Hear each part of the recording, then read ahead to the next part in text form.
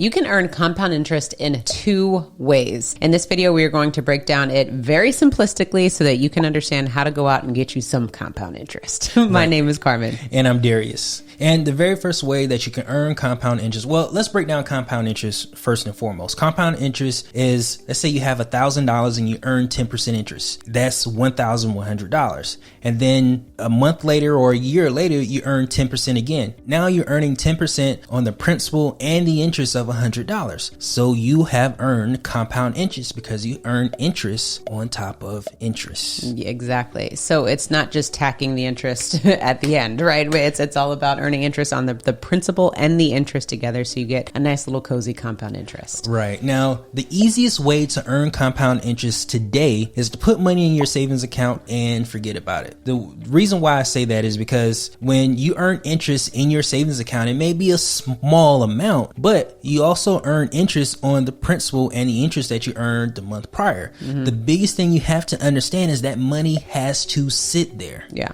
And it can't move. Yeah. So that's how you earn interest on a very small amount of compound interest, by putting it in your savings account and leaving it there. But when it comes to our savings account, we know we're not even keeping up with inflation. So how can we earn a little more interest? Mm-hmm.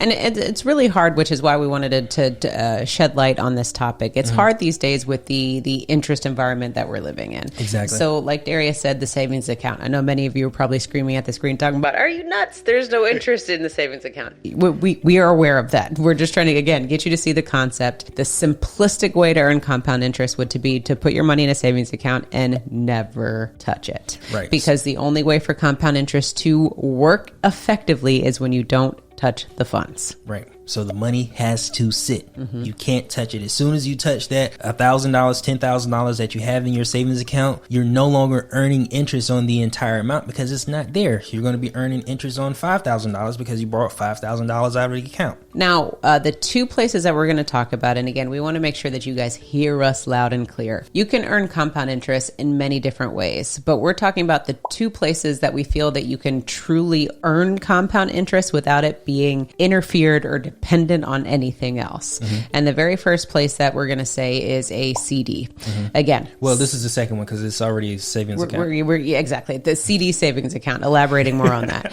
So a CD is something, an account that you open up at the bank. Again, we know that rates are traditionally low right now. But again, this is an account that isn't necessarily dependent on the market or anything going up and down or moving significantly. That this isn't money that you're putting in a volatile environment, so to speak. So when you put your money in a CD, you cannot touch that money until the terms and then the maturity rate is ended. So this is why I'm talking about a CD in this instance, because if we compare it to the stock market is going up and down, and that's affecting the growth. Whereas a CD, you stick it in an account and there's nothing that's affecting that growth. It's just in the account until the maturity date. Right. Now, in both places, you're not getting a whole lot of interest. The thing about compound interest is the fact that in these particular vehicles, you don't earn very much interest. We're talking about 0.01% or a high yield savings account where you earn 1% or something like that. Mm-hmm. It's not a lot of interest, and those interest rates aren't keeping up with inflation, not even to mention if interest rates go up. Yeah. So it's just, again, important to understand that the foundational basics of compound interest and how whatever environment you keep your money in, you have to be aware of it so that you understand how your money is going to consistently grow. And you don't always want your money to be going down. You always want it to be going up so that you can keep up with inflation and taxes. Right. Now, it's a lot easier to pay compound interest than it is to earn compound interest, because some places where we pay compound interest is our credit cards. Our credit cards compound on a daily rate. So it's really hard. That's why it's so hard to keep up with those minimum payments. It seems like you pay those minimum payments forever. The reason is because they compound on a daily rate. Mm-hmm. The same thing with our mortgage. Our mortgage also compounds. That's why it seems like we pay our mortgage and we never pay it off. Or you take a look at how much your mortgage is and you multiply it over 30 years and it's way more than what your actual principal of your house is. Mm-hmm. If we pay interest on mortgages or we pay interest on credit cards, that's kind of like a red flag that goes off for me, meaning that there's opportunity to earn compound interest if we were able to control debt. Agreed. Some places where we can control those debts is mortgage notes that we can purchase, performing notes and non-performing notes. The benefits of non-performing mortgage notes is you have to find a place to purchase those notes, and if they're non-performing, you also get them on pennies on the dollar, so to speak, because they're not performing. Now, what you have the ability to do when you can negotiate a new deal and get those non-performing notes performing again is you can negotiate those rates. You can adjust the rates so that when they are performing, you're now earning compound interest. That's a really, really good point, because it's all about earning compound interest and not paying compound interest. Right. And typically we're not earning compound interest, we're paying it, or we think we're earning compound interest, but it's at a significantly low rate.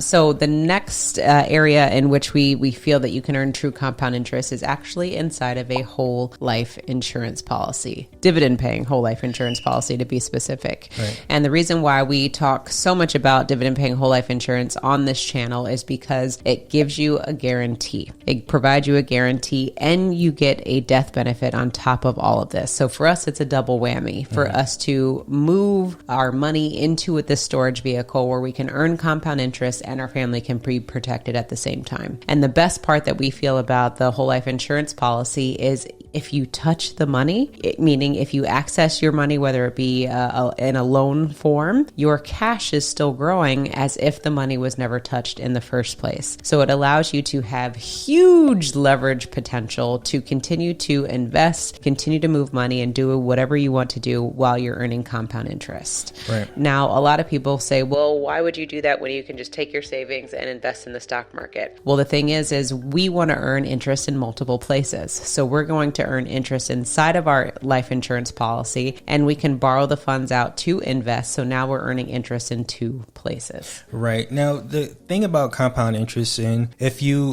want to check out our masterclass, we're going to have a link below. We give an example of a penny doubled every single day for the next 30 days. And what you'll notice is that compound interest, it takes a little bit for it to take off. But once it does, the biggest benefit of compounding interest is at the end. Yeah. So when we take so much time to invest in something, or take so much time to make a decision on an opportunity that generates compound interest, we're not disturbing the beginning portion of it. We're missing out on everything that could happen at the end of it.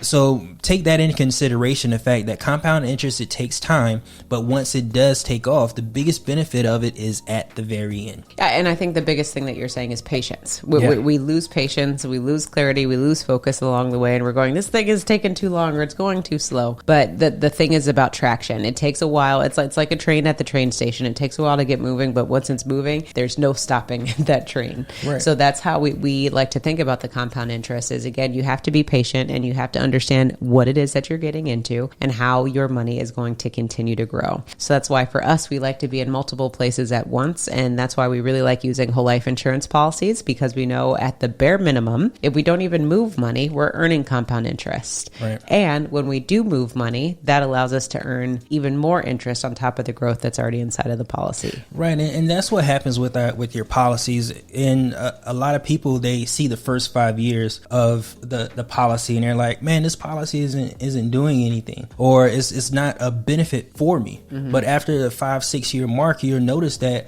the cost of your insurance is less than the growth in your insurance policy. So after 5-6 years, if you have the patience to leverage this asset for your benefit, not only are you able to leverage the cash value growth, which is more than your premium payment, but you can also leverage the growth in the policy to borrow and invest in another asset, so that you have two assets growing at once, one earning compound interest. And if you're good, then you can also invest in another in an asset that is also earning compound interest. I'm glad that you said that, because sometimes we feel people come to us with a preconceived notion of what they think that the policy is going to do.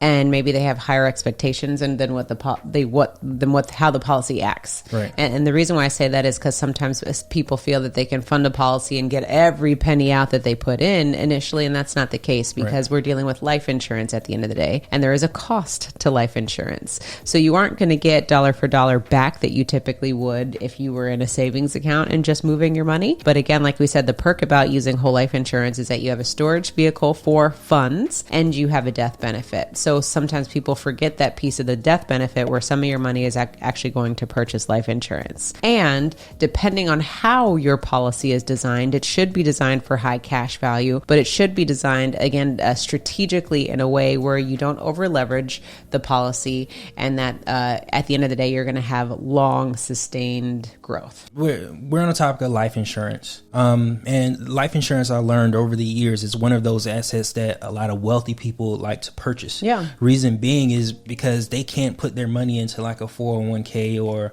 a traditional retirement vehicle because they make too much money. Mm-hmm. So not only do wealthy people use life insurance retirement plans to have a tax-free retirement, but also our elected officials.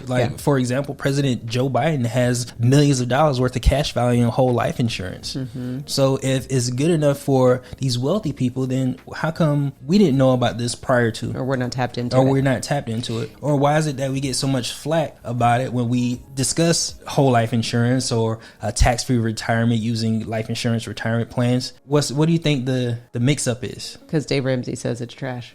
Well... And mainstream people listen to Dave Ramsey. They're not going to be listening to, the Wealthy 101 podcast. Yeah. I'm joking, but also being serious in the fact of you have to educate yourself and determine what are the financial products out there that are going to get you to your financial prosperity land, and not always just listen to what everyone is doing. You have to evaluate. Right. If this person says yes and this person says no, what are we missing that people aren't saying? And that's what you have to go figure out for yourself and see, does this even make sense for me? Just because one person rules it out and one person says yes, you have to then again do your research to figure out what's the truth for you. Right. And for us, once we kept hearing and just keeping it real, what we hear a lot of negative things about whole life insurance because of what mainstream tells you. Mainstream just says get term and invest the difference, for example. But when we talk to our wealthy friends, none of them have term insurance. None of them have 401ks. And we're like, well, why don't you?